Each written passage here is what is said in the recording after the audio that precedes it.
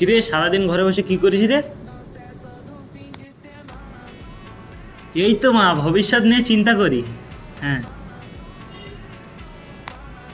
তো চিন্তা ভাবনা নিয়ে কি করলি বল? ভবিষ্যতে কি খাবো, কি পরবো, কিভাবে সংসার চালাবো, এই চিন্তা করতে হবে না? সেই চিন্তাই করছি। তো সেটা নিয়ে এখন তো চিন্তা করতে হবে কেন?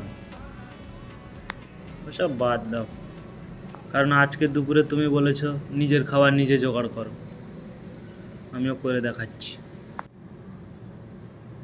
ঠিক আছে যা, আজ থেকে নিজের খাবার নিজেই জোগাড় করবি। হুম, যা এবার।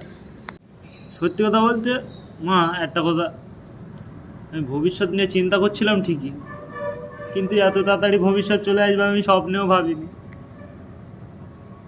সরি, ভুল জায়গায় টক্কর দিয়ে ফেলেছি।